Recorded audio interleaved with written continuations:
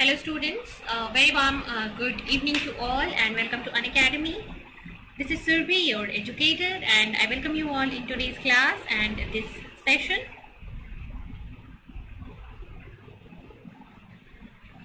So let me first check whether I am audible and visible or not, and then we will start our today's session. एक बार मैं check कर लेती हूँ क्या मैं live आ चुकी हूँ, उसके बाद हम अपने आज के सेशन को स्टार्ट करेंगे.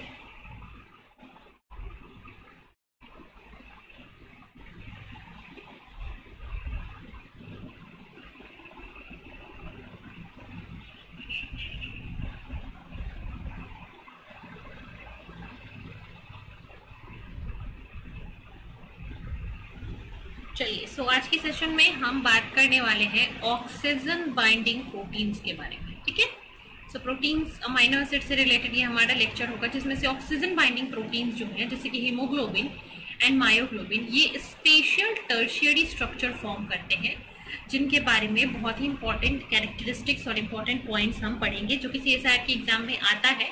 हीमोग्लोबिन से रिलेटेड क्वेश्चंस बहुत देखे गए हैं, सो उसके बारे में हम आज के लेक्चर में बात करेंगे. और लेक्चर स्टार्ट करने से पहले let me tell you few important things related to Unacademy, why you should join Unacademy. So Unacademy के बेनिफिट्स के बारे में हम सबसे पहले बात करेंगे. अनअकैडमी का प्लेटफॉर्म अपने प्लस सब्सक्रिप्शन और आइकनिक सब्सक्रिप्शन वाले स्टूडेंट्स को क्या क्या बेनिफिट्स देता है, क्या क्या एडवांटेजेस देता है. तो अगर आप अनअकैडमी के प्लस सब्सक्रिप्शन से जुड़े हो तो अनअकैडमी का प्लस सब्सक्रिप्शन आपको बहुत सारे एडवांटेजेस देगा, जैसे कि लाइव क्लासेस आपको यहाँ पे मिलती हैं. ठीक है, जैसे कि आपको यहाँ पे मिलता है टेस्ट सीरीज. ठीक है, यहाँ पे आपको मिलेगा unlimited practice session and well structured courses. ठीक है, live classes, test series, unlimited practice session and well structured courses. ठीक है, सो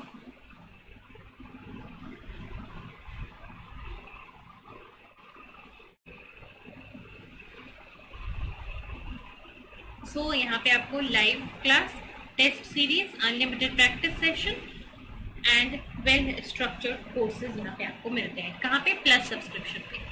इसके अलावा आप अगर अनअकैडमी के आइकनिक सब्सक्रिप्शन पे जाते हो, सो अनअकैडमी का आइकनिक सब्सक्रिप्शन आपको देता है पर्सनल गाइडेंस. ठीक है, जहाँ पे आपको मेंटोर मिलता है. ठीक है, और आपका मेंटोर आपके प्रोसेस में आपको गाइड करेगा.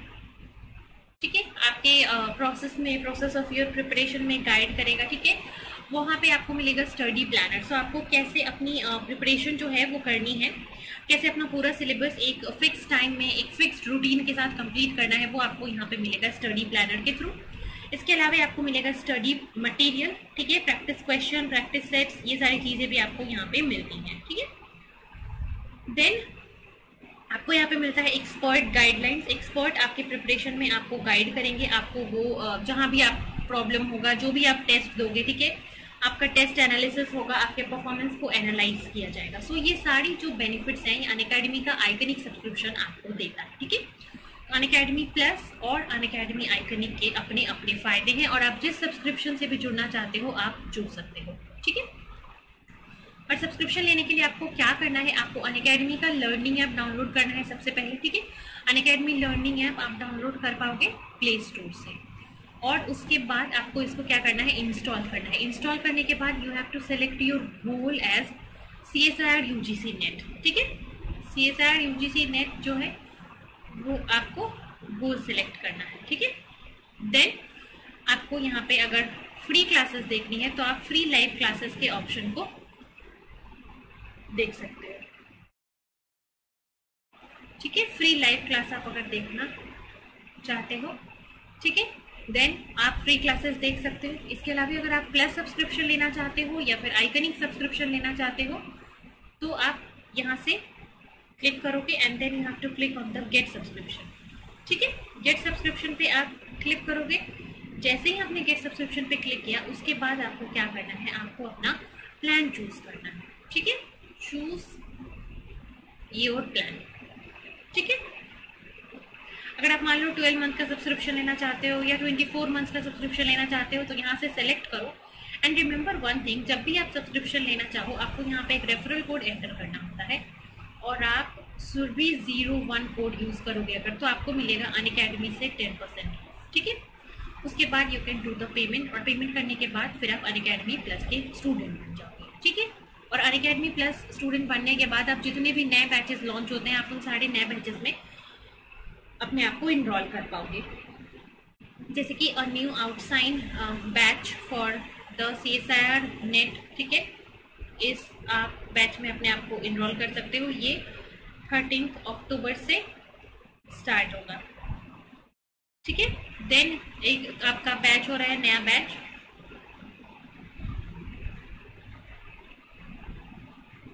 सो 27 अक्टूबर से ये नया बैच आपका स्टार्ट हो रहा है फॉर पेपर 1। तो आप इस नए बैच में इनरोल हो सकते हो। इसके अलावे आप अगर another batch that is for paper 1 and management, ये नया बैच भी स्टार्ट हो रहा है आपका, सो आप इन सारे नए बैचेस में अपने आप को इनरोल कर सकते हो। Another batch for mathematical sciences for UGC net, ये भी स्टार्ट हो रहा है आपका।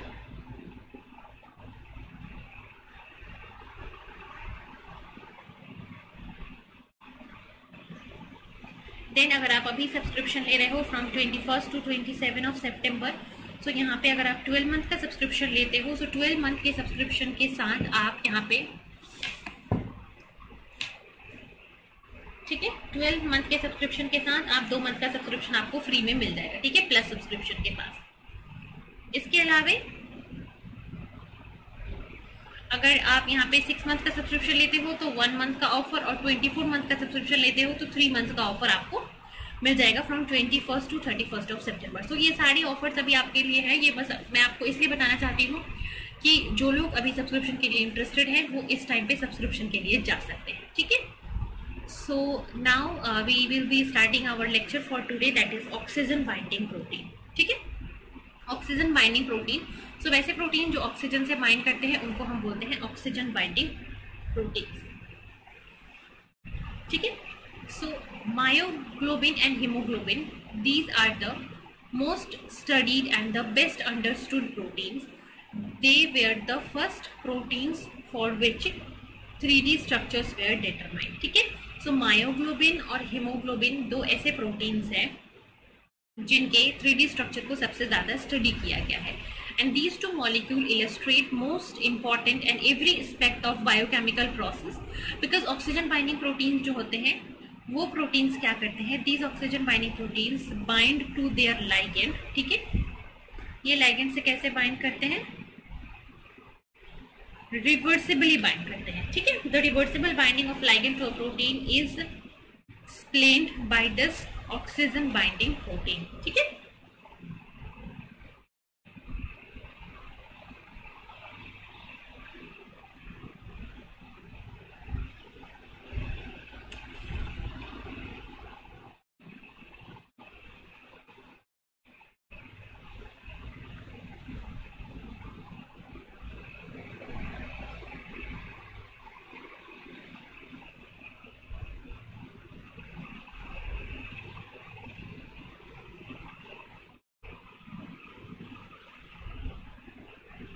ठीक है, तो चलो सबसे पहले हम बात करेंगे कि why there is a requirement of oxygen binding protein. मान लो ऑक्सीजन जो है वो डायरेक्टली ब्लड में डिसॉल्व फॉर्म में क्यों नहीं घूमता है। ये मान लो ब्लड है, यहाँ पे डिसॉल्व फॉर्म में आपका ऑक्सीजन क्यों नहीं घूमता है, क्यों स्पेसिफिक बाइंडिंग प्रोटीन की क्यों जरूरत होती है, because oxygen is poorly soluble in aqueous solution, ठीक है, and it cannot be carried in tissues in sufficient quantity if it travels via dissolved form in the blood, ठीक है। सो अगर सिर्फ वो ब्लड के थ्रू एक्वस सॉल्यूशन में जाए तो फिर वो सॉल्युबल नहीं होगा, ठीक है। Oxygen is poorly soluble in the aqueous solution and it can not be transferred in dissolve form, ठीक है। सो बेसिक डिसॉल्व फॉर्म में ये ट्रांसपोर्ट नहीं हो पाता है। And also diffusion of oxygen through tissues is effective over distance in few millimeters, ठीक है। तो पहली चीज जो है वो ऑक्सीजन क्या है,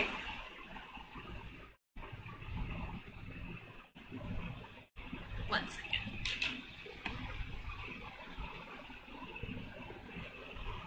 ठीक है। सो ऑक्सीजन जो है वो पुअरली सॉल्युबल है, पहली चीज कि वो ब्लड में सॉल्युबल नहीं होगा। और दूसरी चीज क्या हो गई कि ऑक्सीजन अगर डिफ्यूज करके जाना चाहे एक जगह से दूसरी जगह पे तो वो लॉन्ग डिस्टेंसेस को कवर नहीं कर पाएगा।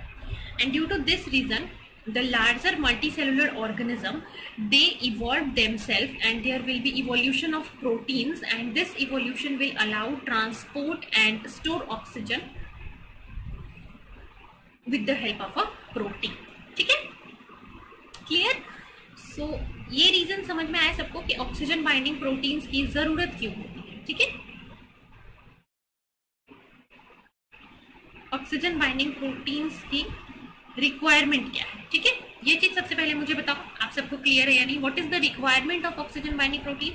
क्योंकि ऑक्सीजन जो है वो ब्लड में सॉल्युबल नहीं है और ऑक्सीजन का अगर हम डिफ्यूजन कराना चाहें तो वो लॉन्ग डिस्टेंस तक नहीं हो पाएगा ट्रांसपोर्ट, इसलिए ऑक्सीजन बाइंडिंग प्रोटीन्स की जरूरत है। ठीक है, क्लियर?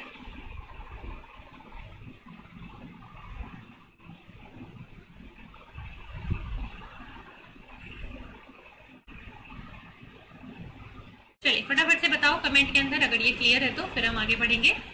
पहले आपको ये क्लियर होना चाहिए कि ऑक्सीजन बाइंडिंग प्रोटीन्स की जरूरत क्यों है।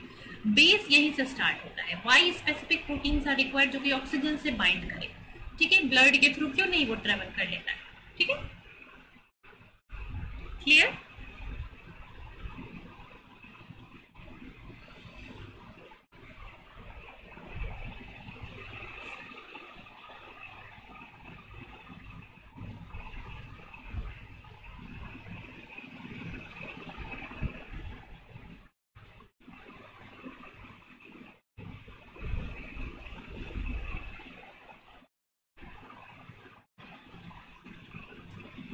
ठीक है, चलिए सो ये हो गया। तो लार्ज मल्टी सेलुलर ऑर्गेनिज्म ने अपने आप को ऐसे इवॉल्व किया that they can have specific proteins for the transport of oxygen. ठीक है, इसके बाद ये देखा गया कि जो प्रोटीन्स हैं जो कि ऑक्सीजन से बाइंड करेंगे, उन प्रोटीन्स के अंदर कोई भी ऐसा अमाइनो एसिड नहीं है, but none of the amino acids are there that are suited for reversible binding of oxygen.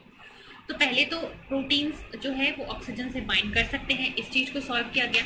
उसके बाद फिर ये देखा गया कि कोई भी ऐसा प्रोटीन या फिर अमाइनो एसिड नहीं है जो कि ऑक्सीजन से रिवर्सिबली बाइंड कर सके। So this is another problem. Then comes the role of transition metals. So this role is fulfilled by certain transition metals, among them iron and copper has a major tendency to bind to the oxygen reversibly। ठीक है, तो यहाँ पे iron और copper जो transition metals हैं वो ये रोल कर सकते हैं।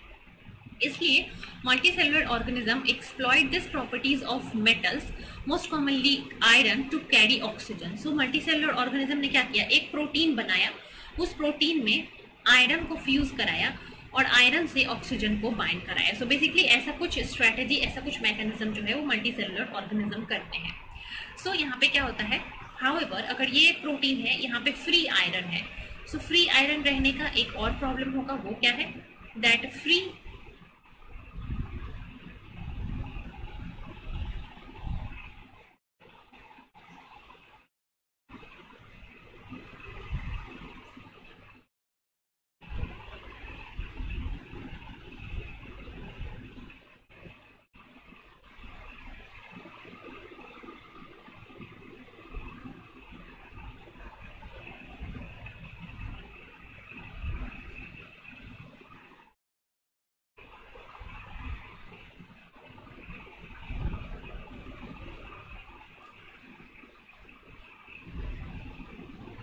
ठीक है। चलो, सो however free iron promotes the formation of highly reactive oxygen species. ठीक है, अभी मान लो ये एक प्रोटीन है, ठीक है, इस एक प्रोटीन के पास आयरन है, लेकिन अगर ये आयरन फ्री फॉर्म में रहेगा, ठीक है, सो ये आयरन अगर फ्री फॉर्म में रहेगा देन ये जो है वो रिएक्टिव ऑक्सीजन स्पीशीज बनाएगा, रिएक्टिव हाइड्रोक्सिल आयन बनाएगा, जो कि क्या करेगा, जो कि आपके डीएनए और अलग अलग बायोमोलिक्यूल्स को डैमेज कर सकता है। ठीक है, सो iron used in this cells therefore must be in some sequestered form, must be in some masked form so that it will become less reactive। ठीक है, सो इस चीज को करने के लिए यहाँ पे क्या होता है, iron is incorporated from a protein bound prosthetic group called as heme group। ठीक है, तो क्या होता है, आयरन को फ्री फॉर्म में ना रख के इसको एक प्रोटीन से बाइंड कराया जाता है,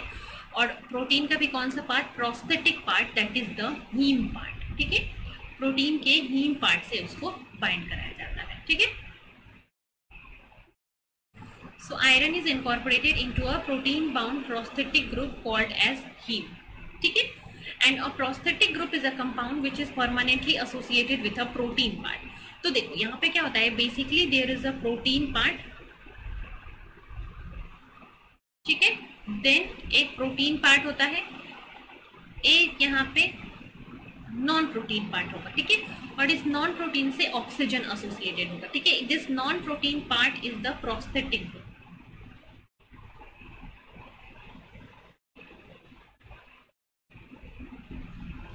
ठीक है। सो एक नॉन प्रोटीन पार्ट है, ठीक है, ये प्रोस्थेटिक ग्रुप है ना।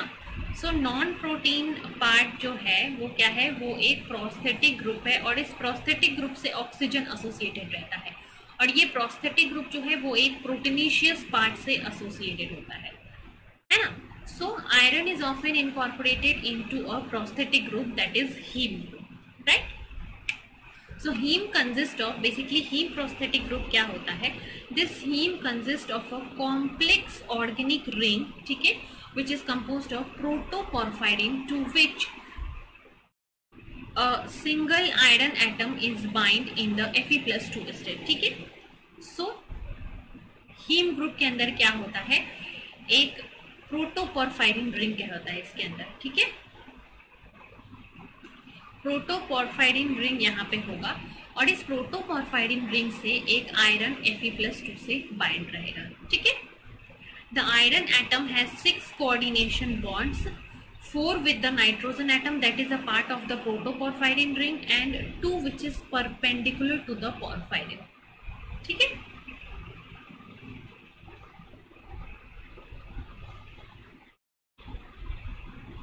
सो द आयरन एटम जो यहाँ पे है, इस आयरन एटम के पास 6 कोऑर्डिनेशन स्टेट्स होते हैं, जिसमें से 4 कोऑर्डिनेशन स्टेट्स में जो है वो प्रोटोपोर्फायरिन रिंग का नाइट्रोजन एटम बॉन्डेड होता है, ठीक है।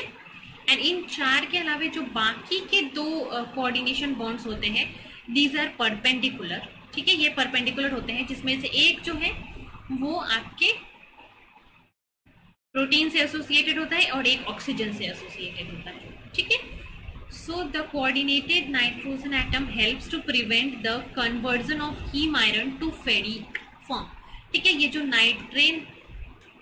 नाइट्रोजन यहाँ पे बाइंड हुआ, ये नाइट्रोजन के बाइंड होने से जो आयरन है Fe+2 वो कन्वर्ट होगा Fe+3 के फॉर्म में, ठीक है। So iron in the Fe+2 state binds to the oxygen and gets converted into Fe+3 form, ठीक है।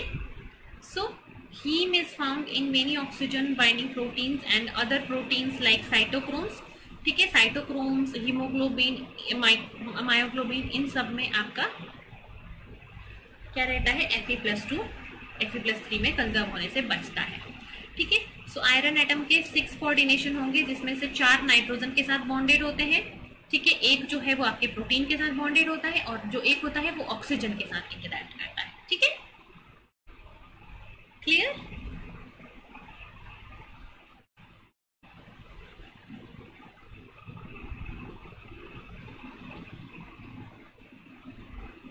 ठीक है।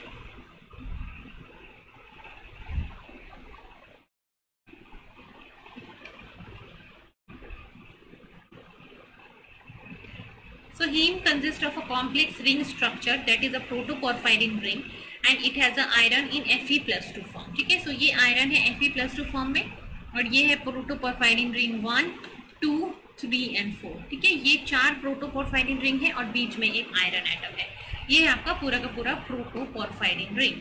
और प्रोटोपोर्फायरिन रिंग जो है वो डिफरेंट टाइप्स के होते हैं based upon the different functional groups that are denoted here as X, ठीक है।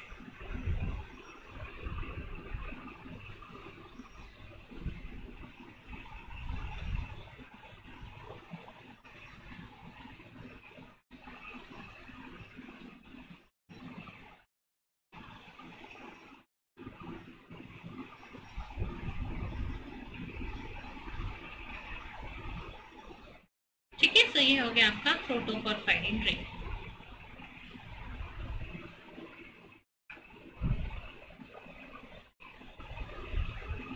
नेक्स्ट है फ्री हीम मॉलिक्यूल्स। ठीक है, that means heme prosthetic group which are not bind to the protein, it leave Fe+2 with 2 open coordination bonds.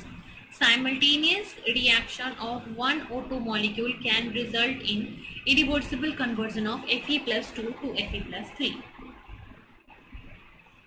ठीक है, so free haem molecule अगर present है जो कि प्रोटीन से बाउंड नहीं होगा, वो अगर Fe+2 को क्या करेगा, ओपन कॉन्फॉर्मेशन में छोड़ देगा। मतलब मान लो Fe+2 जो है, ठीक है, उसके 4 कोऑर्डिनेशन बॉन्ड यहाँ पे अटैच हो गए, एक 4th कोऑर्डिनेशन बॉन्ड से आपका हीम ग्रुप अटैच हो गया। ठीक है, जो 6th कोऑर्डिनेशन बॉन्ड है वो क्या रहता है, यहाँ पे फ्री रहता है। तो ये Fe+2 जो है वो कन्वर्ट हो जाएगा Fe+3 में। ठीक है, ये Fe+2 से कन्वर्ट हो जाएगा Fe+3 में। In heme containing protein, the reaction is prevented by sequestering each heme deep with the protein structure.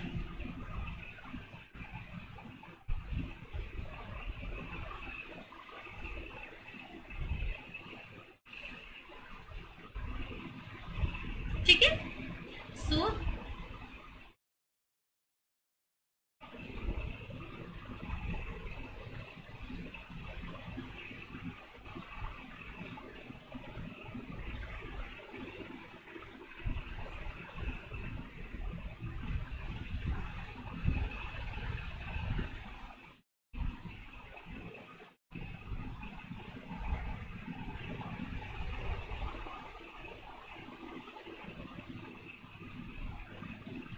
ठीक है, सो हीम के containing proteins is prevented by sequestering the heme group deep into the protein structure.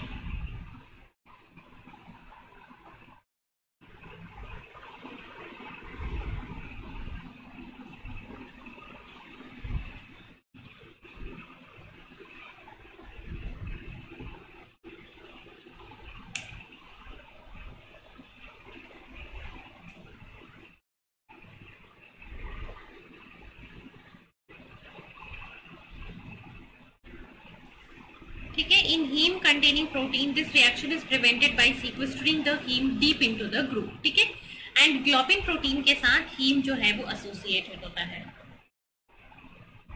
ठीक है, haem जो है वो globin के साथ एसोसिएट होता है।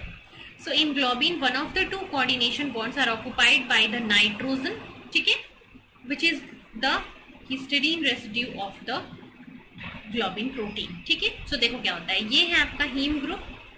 ठीक है, हीम जो है वो आपके ग्लोबिन प्रोटीन के हिस्टीडीन रेसिड्यू के साथ इंटरैक्ट करता है। ठीक है, हिस्टीडीन रेसिड्यू के ग्लोबिन प्रोटीन के साथ हीम प्रोस्थेटिक ग्रुप इंटरैक्ट करता है and the other binding site will interact with the molecular oxygen. ठीक है, तो देखो ओवरऑल अरेंजमेंट यहाँ पे क्या होता है, हमारा जो ऑक्सीजन बाइंडिंग प्रोटीन है वो ऑक्सीजन बाइंडिंग प्रोटीन जो है, आयरन जो है, ये 4 जगह पे नाइट्रोजन से बाइंड करता है।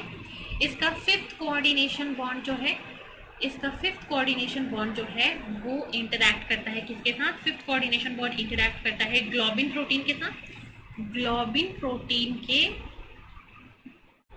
हिस्टीडीन रेसिड्यू के साथ, और इसका जो एक 6th कोऑर्डिनेशन स्टेट है वो ऑक्सीजन के साथ इंटरैक्ट करता है। ठीक है, सो ये आपका कंप्लीट अरेंजमेंट होता है ऑक्सीजन बाइंडिंग प्रोटीन्स के अलग अलग अरेंजमेंट का। ठीक है, क्लियर एवरीवन?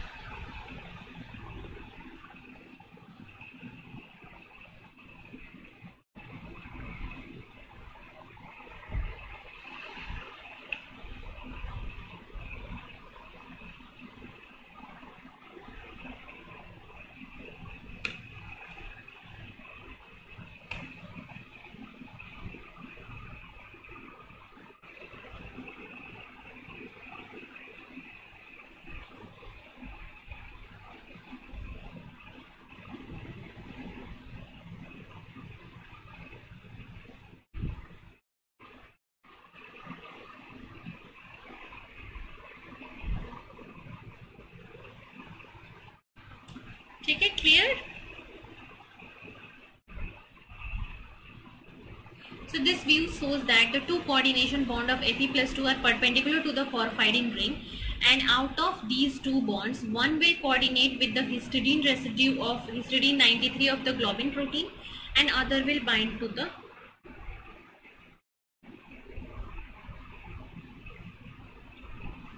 ठीक है। सो ये हिस्टिडीन 93 जो कि ग्लोबिन प्रोटीन का है उसके साथ इंटरैक्ट करता है, and other will have a binding site for oxygen. ठीक है, clear?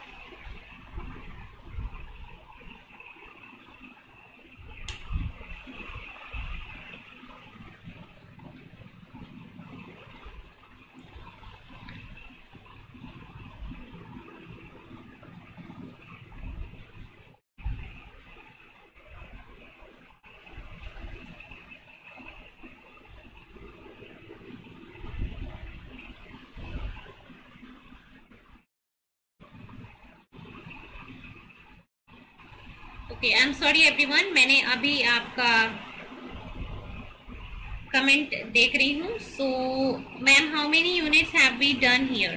So we are starting with unit 1 here, Shreya, and from plant physiology we have done only photosynthesis. Yes, from plant physiology हम जो अपने पिछले channel पे हमने start किया था फोटोसिंथेसिस से, ठीक है, फोटोसिंथेसिस से हमने स्टार्ट किया था, और अभी हम फोटोसिंथेसिस के बाद के जो चैप्टर्स है प्लांट फिजियोलॉजी के वो कंटिन्यू करेंगे अपने आने वाले लेक्चर्स में। Don't worry. Good evening everyone, good evening everyone. Okay ma'am, protoporphyrin, porphyrin is a part of the haem group. No बच्चे, सी यहाँ पे टोटल क्या होता है, टोटल आपके पास 4 स्ट्रक्चर्स मिलके एक टोटल पार्ट आपका बनेगा। ठीक है, देखो कैसे होगा। सबसे पहले होगा एक आपका, ठीक है, ऑक्सीजन बाइंडिंग के लिए ट्रांजिशन मेटल। ठीक है, ट्रांजिशन मेटल होगा जो कि ऑक्सीजन से बाइंड करेगा। ठीक है, ट्रांजिशन मेटल होगा जो कि ऑक्सीजन से बाइंड करेगा। ये ट्रांजिशन मेटल जो है, ये बिकॉज ये देखो रीजन क्या होता है कि सिर्फ ट्रांजिशन मेटल जो है वो ऑक्सीजन से बाइंड कर सकता है और ये ऑक्सीजन को कैरी कर सकता है, लेकिन जो Fe+2 है ये क्या करता है, Fe+2 जो है वो ऑक्सीडाइज हो सकता है Fe+3 में, और यहाँ पे बहुत सारे reactive oxygen species hydroxyl ion बन सकते हैं। इसलिए जरूरी है कि Fe+2 के जो कोऑर्डिनेशन बॉन्ड्स हैं उसको क्या करके रखा जाए, मास्क करके, सीक्वेस्टर करके रखा जाए। सो इस Fe+2 को मास्क करने के लिए, इसके आयोनाइजेबल कोऑर्डिनेशन बॉन्ड को मास्क करने के लिए क्या होता है, Fe+2 जो है वो सीक्वेस्टर किया जाता है किसके अंदर, हीम ग्रुप के अंदर। ठीक है, सो Fe+2 जो है वो पैक हो जाता है हीम ग्रुप के अंदर जो प्रोटोपोरफायरिन रिंग होते हैं। ठीक है, अब ये हीम ग्रुप क्या होता है, ठीक है, हीम ग्रुप क्या होता है, यहाँ पे Iron+2 है, यहाँ पे आपके ये हो गए प्रोटोपोरफायरिन रिंग। ठीक है, ये हो गया 4 प्रोटोपोरफायरिन रिंग जो कि आयरन के साथ 4 कोऑर्डिनेशन बॉन्ड बना लेता है। ये पूरा का पूरा हो गया आपका प्रोटोपोरफायरिन रिंग। ठीक है, और इसके साथ फिर आपका ग्लोबिन प्रोटीन आके एसोसिएट हो जाता है। ठीक है, विथ इट्स हिस्टिडीन रेसिड्यू, और एक इसके साथ ऑक्सीजन एसोसिएट हो जाता है। ठीक है, तो ये हो गया आयरन के जो टोटल 6 कोऑर्डिनेशन बॉन्ड होते हैं, 4 कोऑर्डिनेशन बॉन्ड जो है वो प्रोटोपोरफायरिन रिंग के साथ अटैच हो जाता है, 5th जो है वो ग्लोबिन प्रोटीन के साथ, और 6th कोऑर्डिनेशन जो है वो ऑक्सीजन के साथ। तो इस तरीके से आपका पूरा का पूरा ऑक्सीजन जो है वो आपके बाइंडिंग को कराता है और ऑक्सीजन का ट्रांसपोर्ट कराता है। ठीक है,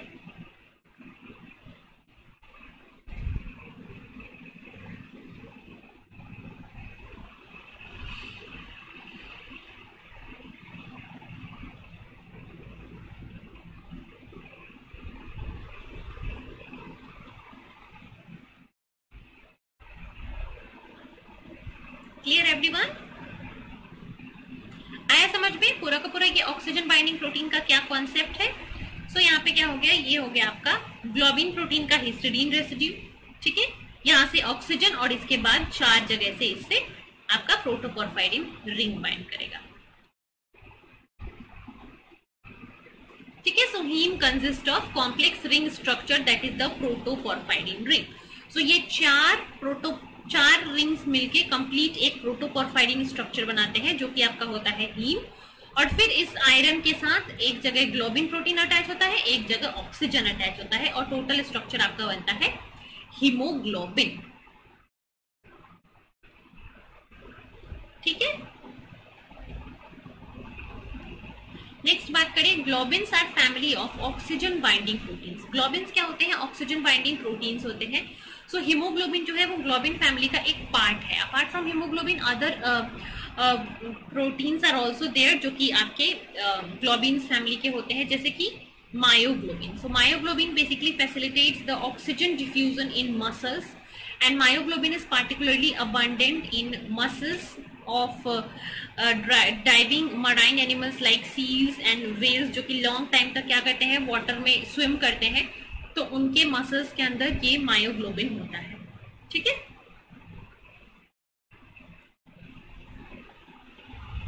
then hemoglobin, it is a tetrameric form which is responsible for binding of oxygen in the bloodstream.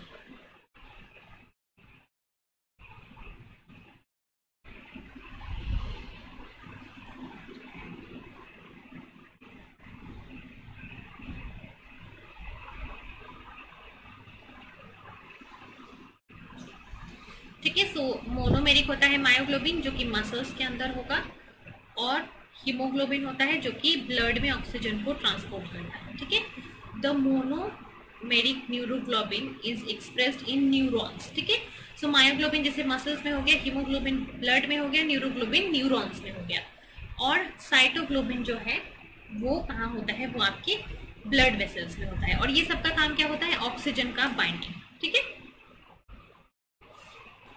ये सारा क्या है? ऑक्सीजन बाइंडिंग के लिए, बट इन सबका लोकेशन अलग अलग है। ठीक है,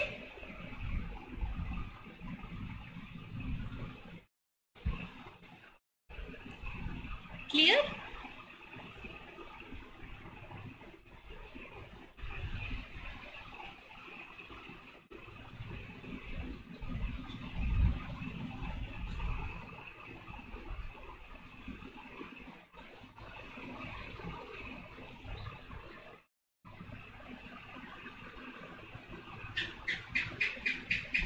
सो हम देखेंगे अभी मायोग्लोबिन के बारे में। So myoglobin has a single binding site for oxygen, and myoglobin is a protein which has a single polypeptide chain of 153 amino acid which consist of one molecule of heme. ठीक है,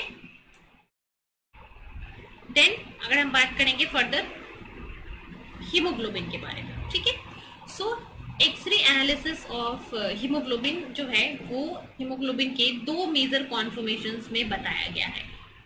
एक होता है relaxed form और एक होता है tensed form.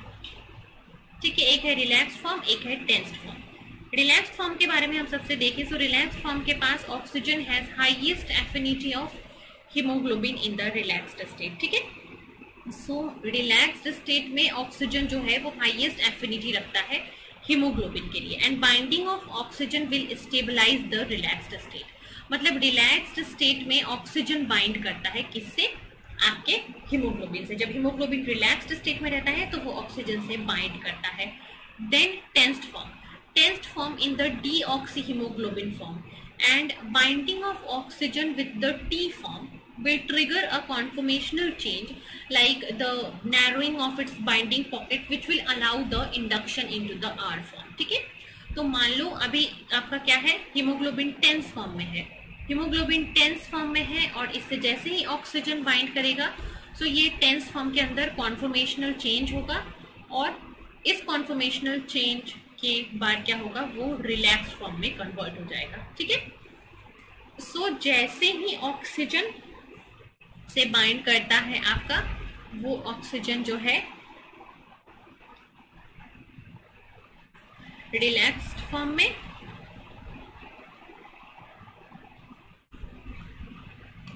Relaxed form जैसे जो है वो हाई एफिनिटी रखता है ऑक्सीजन के लिए, और जैसे ही टेंस्ड फॉर्म में ऑक्सीजन बाइंड करता है यहाँ पे कॉन्फॉर्मेशनल चेंज होता है, और इस कॉन्फॉर्मेशनल चेंज के बाद क्या होता है?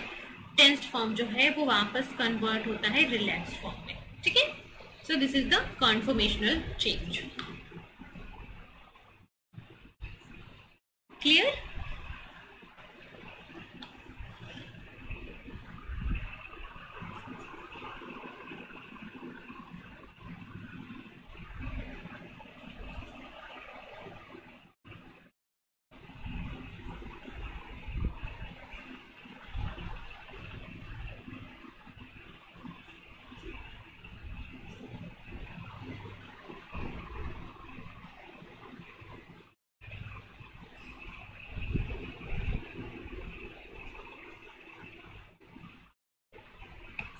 ठीक है। So this is the relaxed form and the tensed form.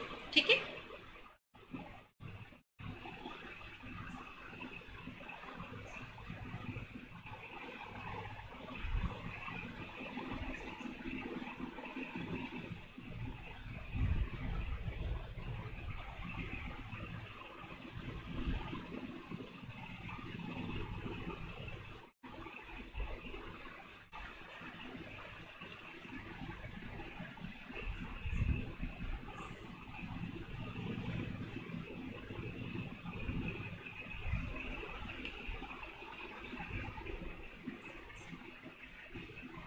ठीक है, चलो। So in case of oxygen transport, hemoglobin should bind oxygen efficiently in the lungs and able to release it in the tissue efficiently. जैसे कि lungs में जब आपने क्या किया, इनहेल किया, ठीक है, लंग्स में हमने इनहेल किया और लंग्स में ऑक्सीजन आया, ऑक्सीजन के साथ CO2 भी है। अब ये ऑक्सीजन को क्या करना है, हमको डिलीवर करना है टिश्यूज में, और टिश्यूज में मेटाबॉलिज्म के पास बात क्या है, CO2 है। ये CO2 को वापस लाना है लंग्स में ताकि वो एक्सहेल हो सके। सो ये ऑक्सीजन को टिश्यूज तक पहुंचाना और टिश्यूज से CO2 को डिलीवर करना, ये जो है ये काम किसको करना है, आपके ऑक्सीजन बाइंडिंग प्रोटीन हीमोग्लोबिन को करना है। ठीक है। And this binding and release of oxygen is facilitated by transition from reverse to the tensed state.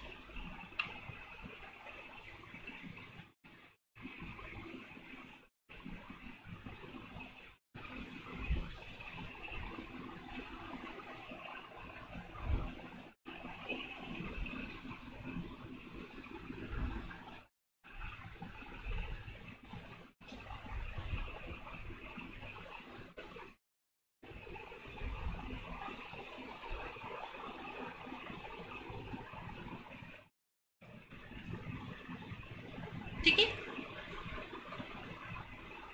So relaxed form जो है वो ऑक्सीजन की बाइंडिंग फॉर्म होती है और टेंस्ड फॉर्म से ऑक्सीजन बाइंड करके रिलैक्स्ड में हो जाता है। सो ये बेसिक आपका ऑक्सीजन बाइंडिंग के लिए रिस्पॉन्सिबल होता है। So in case of haemoglobin, first oxygen will interact with the deoxyhaemoglobin form, that is the tensed state.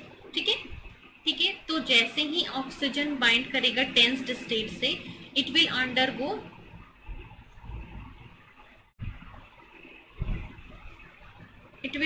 conformational change, and this binding allow conformational change which will allow transition of T form into R form। ठीक है, और T form जो है वो transform हो जाएगा R form में, R form में कन्वर्ट हो जाएगा। ठीक है, दैट मीन्स जैसे ही टेंस्ड फॉर्म से ऑक्सीजन बाइंड करेगा, पहला ऑक्सीजन बाइंड करते ही दूसरा ऑक्सीजन बाइंड करेगा और दूसरा oxygen will bind more efficiently, फिर थर्ड ऑक्सीजन बाइंड करेगा with more efficient and fourth will bind with the highest affinity. ठीक है, मतलब जो बाइंडिंग होती है ऑक्सीजन की हीमोग्लोबिन के साथ, वो क्या होता है, वो कोऑपरेटिव मैनर में होता है। मतलब फर्स्ट ऑक्सीजन के बाइंडिंग के बाद सेकंड ऑक्सीजन, थर्ड ऑक्सीजन और सब्सिक्वेंट फोर्थ ऑक्सीजन की जो एफिनिटी है वो आगे बढ़ जाती है। ठीक है, so this cooperative binding of ligand to the protein will allow allosteric binding. ठीक है, सो यहाँ पे ऑक्सीजन जब टेंस्ड फॉर्म से बाइंड करेगा, एक ऑक्सीजन बाइंड करेगा तो दूसरे की एफिनिटी बढ़ेगी, फिर तीसरे की बढ़ेगी, फिर फोर्थ की बढ़ेगी, right. So this is a positive cooperation binding. क्या बाइंडिंग है ये, कोऑपरेटिव बाइंडिंग है, वो भी किस तरीके का, पॉजिटिव कोऑपरेटिव बाइंडिंग है। ठीक है, क्लियर।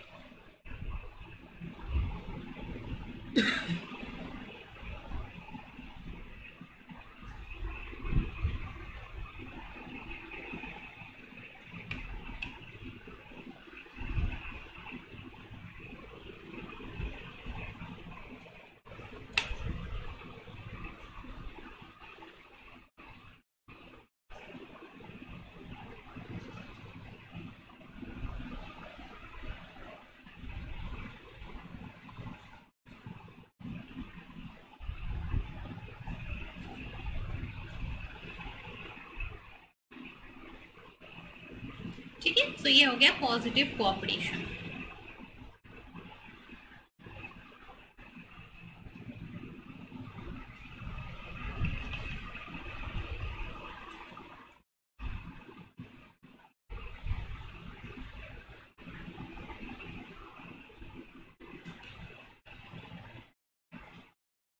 ठीक है, is it clear.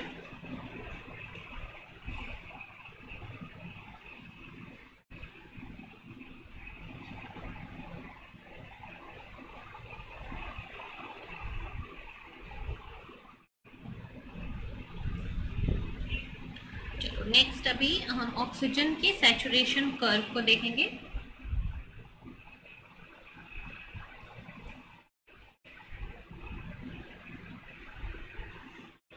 So this is the next thing, factors affecting the oxygen binding with hemoglobin, और जिसको हम कहते हैं ऑक्सीजन सैचुरेशन कर्व। ठीक है, so in addition to carrying the oxygen in the hemoglobin, so in addition to carrying all the oxygen required by the cells from lungs to the tissues, haemoglobin जो है वो और भी चीजें carry करता है, हाइड्रोजन और CO2। सो हीमोग्लोबिन का सिर्फ एक ही काम नहीं है कि वो ऑक्सीजन से बाइंड करेगा, हीमोग्लोबिन के पास CO2 की भी बाइंडिंग साइट्स होती है। सो ये क्या करता है, बेसिकली लंग्स से ऑक्सीजन को कैरी करके डिलीवर करता है टिश्यूज के अंदर। ठीक है, और टिश्यूज से CO2 को लेकर डिलीवर करता है लंग्स से, ताकि वो बाहर आ जाए एटमॉस्फेयर के अंदर। ठीक है, so this process is being mediated by the hemoglobin. So the CO2 produced by oxidation of organic fuse in mitochondria is hydrated to form biocarbonate. ठीक है, सो क्या होता है, CO2 वाटर के साथ कंबाइन करके H+ और बाइकार्बोनेट में कन्वर्ट हो जाता है। ठीक है, so CO2 gets converted into H+, और H+ से क्या होता है, pH आपका डिक्रीज होने लगता है। ठीक है, सो hemoglobin transports about 40% of the H+ and 15 to 20% of the CO2 जो कि लंग्स में बनता है into the लंग, जो कि आपके किडनीज में बनता है और लंग्स में वो ट्रांसपोर्ट होता है।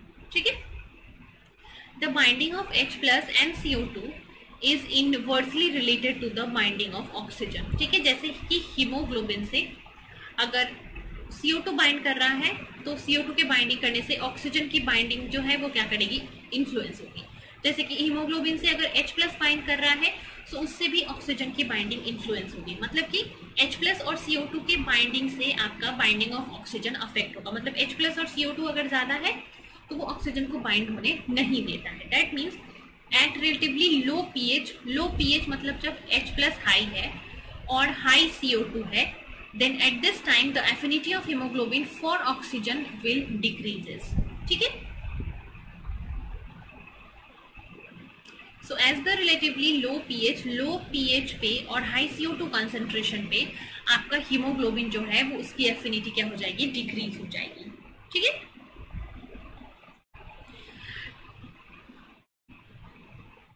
और अगर हम बात करें कैपिलरीज में, लंग्स में, सो लंग्स के अंदर क्या होता है, CO2 इज एक्सक्रीटेड, CO2 वहां पे रिलीज हो जाता है, और जब वहां पे CO2 रिलीज हो जाएगा तो CO2 बाहर चला जाएगा और उसके बाद हीमोग्लोबिन जो है वो ऑक्सीजन से बाइंड कर लेगा लंग्स में। सो क्या होता है यहाँ पे, बेसिकली जब टिश्यूज में आप पहुंचोगे, सो टिश्यूज में पहुंचने के बाद हीमोग्लोबिन जो है वो CO2 से बाइंड करेगा और ऑक्सीजन को वहां पे डिलीवर कर देगा। ठीक है, देन जब आप लंग्स में जाओगे तो हीमोग्लोबिन जो है वो CO2 को रिलीज कर देगा और ऑक्सीजन को बाइंड कर लेगा। ठीक है, क्लियर?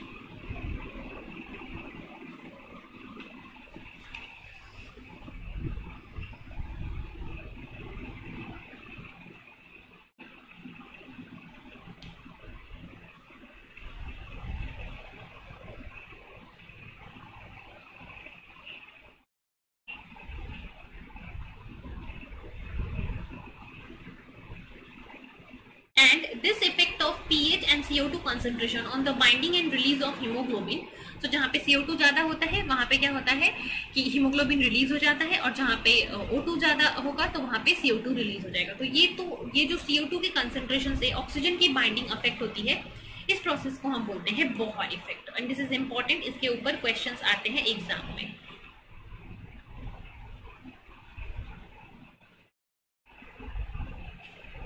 सो CO2 as well as H+ भी जो है वो आपकी ऑक्सीजन के बाइंडिंग को अफेक्ट करता है। तो अगर H+ का कंसेंट्रेशन क्या है, हाई है, मतलब कि pH क्या है, लो है, तो इस पॉइंट पे क्या होगा, ऑक्सीजन जो है वो हीमोग्लोबिन से लो बाइंड करेगा। ठीक है, अगर pH ज्यादा है या फिर H+ कम है तो ऑक्सीजन हीमोग्लोबिन से अच्छे से बाइंड करेगा। सो ऑक्सीजन की बाइंडिंग हीमोग्लोबिन से आपका हाइड्रोजन आयंस भी अफेक्ट करता है। एक और फैक्टर होता है जो कि आपके ऑक्सीजन बाइंडिंग को अफेक्ट करता है, वो होता है 2,3-बाइफॉस्फोग्लिसरेट।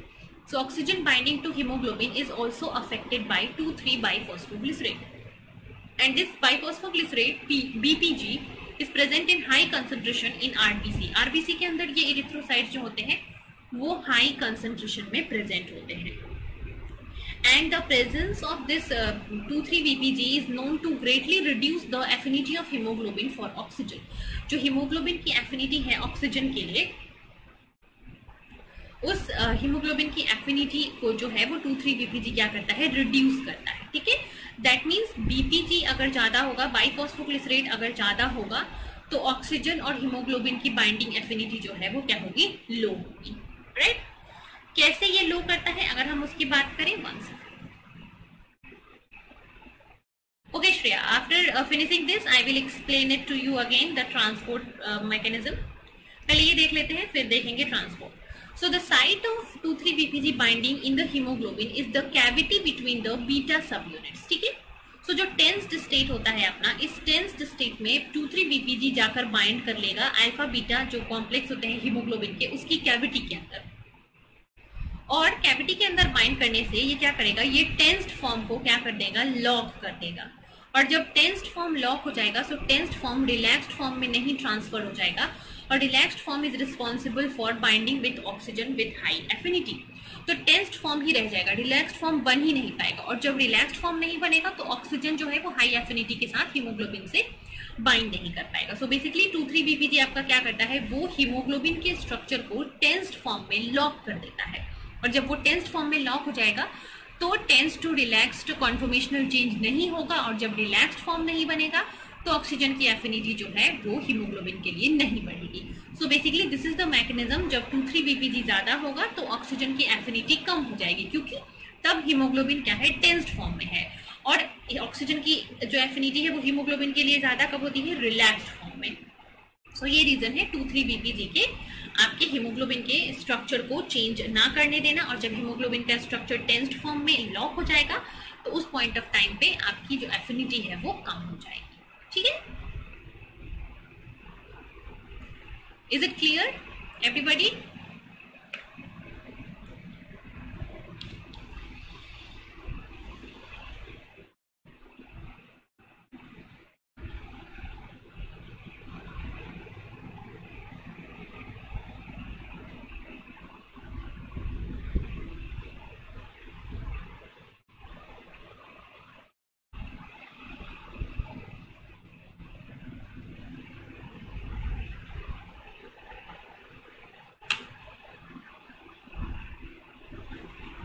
Okay, transport of oxygen discuss करना था, चलो देखते हैं।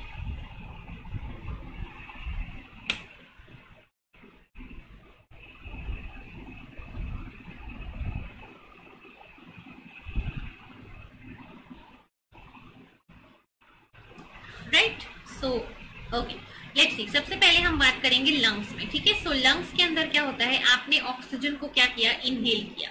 और जब आपने इनहेल किया सो ऑक्सीजन का कंसेंट्रेशन लंग्स में क्या होगा, हाई होगा। O2 हाई है, ठीक है, और CO2 क्या है, लो है। सो यहाँ पे जो हीमोग्लोबिन होगा वो हीमोग्लोबिन लो CO2 के प्रेजेंस में ऑक्सीजन से बाइंड करेगा और ऑक्सी हीमोग्लोबिन कॉम्प्लेक्स बनाएगा। ठीक है, ऑक्सी हीमोग्लोबिन मतलब पहले क्या है, पहले जो हीमोग्लोबिन है वो टेंस्ड फॉर्म में है, टेंस्ड फॉर्म जो है वो रिलैक्स्ड फॉर्म में कन्वर्ट हो गया ऑक्सी हीमोग्लोबिन। अब ऑक्सी हीमोग्लोबिन ब्लड से घूमते घूमते कहाँ चला जाएगा, टिश्यूज के पास जाएगा। और जब ये ऑक्सी हीमोग्लोबिन टिश्यूज के पास जाएगा, ऑक्सीजन प्लस हीमोग्लोबिन, सो टिश्यूज में क्या होते हैं, मेटाबॉलिज्म हुआ रहता है। मेटाबॉलिज्म के कारण CO2 हाई रहता है और ऑक्सीजन जो है वो कंज्यूम हो गया रहता है, तो ऑक्सीजन लो रहता है। सो CO2 हाई है, सो CO2 क्या करेगा, फटाफट से इस ऑक्सीजन को रिप्लेस कर देगा। ऑक्सीजन यहाँ से रिलीज हो जाएगा और CO2 बाइंड हो जाएगा। तो ये हीमोग्लोबिन जो है वो अब CO2 से बाइंड हो गया। अब इस CO2 को वापस से क्या करेगा, वापस से आपका ब्लड जो है वो वापस से लेकर आएगा लंग्स में। लंग्स में CO2 जो है वो आके रिलीज हो जाएगा, ठीक है, और O2 हाई है तो वो वापस से हीमोग्लोबिन के साथ बाइंड करके ऑक्सी हीमोग्लोबिन बना लेगा, फिर वो टिश्यूज में जाएगा और ये जो प्रोसेस है वो आपका चलते रहता है। So basically this is how the haemoglobin will carry CO2 as well as oxygen from lungs to the tissues and vice versa. तो इस प्रोसेस से आपका जो ट्रांसपोर्ट है वो पूरा का पूरा कंट्रोल किया जाता है। ठीक है,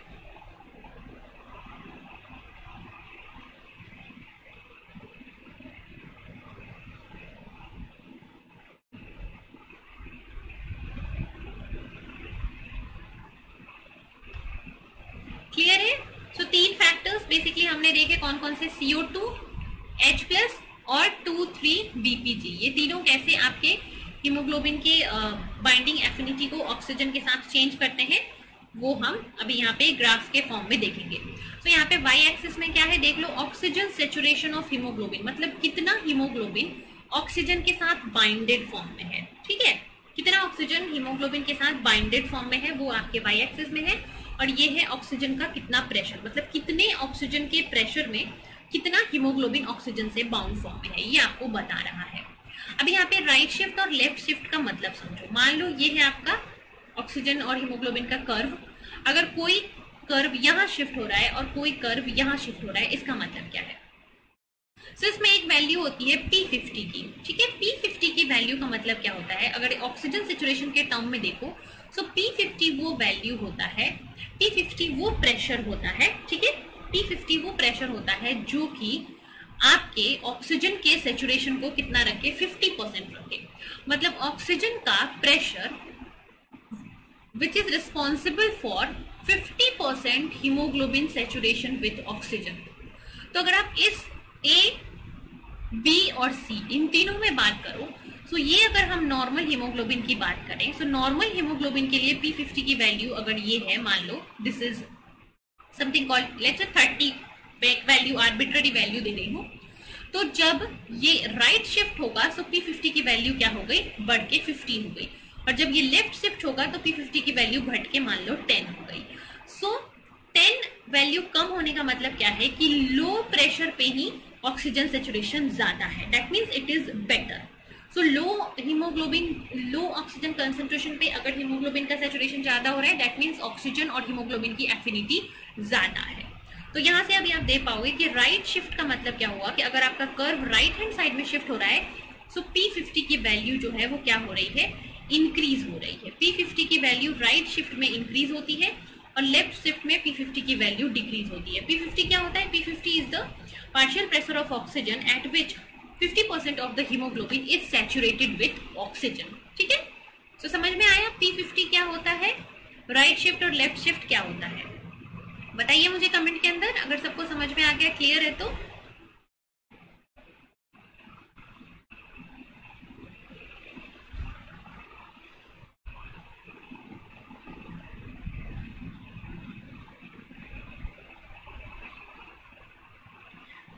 मेरी क्लासेस बच्चे यूजुअली 10 PM से होती है। 10 PM जो है वो डेली क्लास की टाइमिंग है मेरी।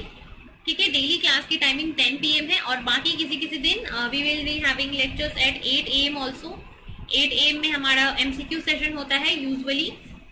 ठीक है, बट जनरली 8 AM 8 PM पे क्लासेस अगर हम अनयूजुअल रखते हैं और डेली क्लास जो है हमारी वो 10 PM पे होती है। डेली जो है क्लास 10 PM पे होता है और जिस दिन हम MCQ सेशन करते हैं उस दिन हम या तो 8 AM या फिर 8 PM पे अपना सेशन करते हैं। आज भी हमारी 10 PM पे क्लास है। अभी इस क्लास के जस्ट 1 घंटे बाद हमारी क्लास होने वाली है जहाँ पे हम ऑक्सीजन बाइंडिंग प्रोटीन्स के क्वेश्चंस करेंगे। ठीक है, अभी जो लेक्चर हमने पढ़ा उसके हम क्वेश्चन करेंगे। ठीक है, P50 is the pressure at which 50% hemoglobin is saturated with oxygen। Yes, right। P50 क्या है, P50 जो है ये ऑक्सीजन का प्रेशर जिसपे कि 50% हीमोग्लोबिन ऑक्सीजन से बाइंड रहेगा। अब P50 का वैल्यू अगर लो है, इसका मतलब क्या है, मान लो ऑक्सीजन का प्रेशर 10 mm ही है और इस पे 50% हीमोग्लोबिन बाइंड हो गया और ऑक्सीजन का प्रेशर 50 mm है और इस पे 50% हीमोग्लोबिन बाइंड हुआ, तो इन दोनों में से कौन सा केस का एफिनिटी बेटर होगा? ऑफ कोर्स फर्स्ट केस का। मतलब जब कम प्रेशर पे ही 50% हीमोग्लोबिन बाइंड हो जाता है, of course that means it has more affinity. अगर 50 mm ऑक्सीजन पे 50% बाइंड हो रहा है, that means it is less affinity, it has less affinity. So P50 basically क्या बताता है, आपका एफिनिटी बताता है। और P50 मोर मतलब कि ऑक्सीजन और हीमोग्लोबिन की एफिनिटी क्या है, लेस है। So P50 is inversely proportional to affinity of haemoglobin with oxygen. ये रिलेशनशिप आपको जो है ध्यान रखना है। ओके एवरीवन, चलो फिर अभी 10 PM की क्लास में क्वेश्चंस करेंगे इस टॉपिक से रिलेटेड, ठीक है। 10 से लेक्चर स्टार्ट करेंगे हम, जहां पे हम ऑक्सीजन बाइंडिंग प्रोटीन अभी जो हमने पढ़ा उससे रिलेटेड ही क्वेश्चंस करेंगे, ठीक है। तो कॉन्सेप्ट जो है वो और भी क्लियर हो जाएगा आपका। जो भी हमने अभी पढ़ा अपने इस क्लास में उससे रिलेटेड क्वेश्चंस करेंगे तो कॉन्सेप्ट और भी क्लियर हो जाएगा। और अगर आपके कुछ डाउट्स वगैरह रह जाते हैं तो वो उसी क्लास में आप मुझसे पूछ सकते हो। अभी अगर किसी को डाउट्स है तो बताओ, एनी डाउट एनीवन?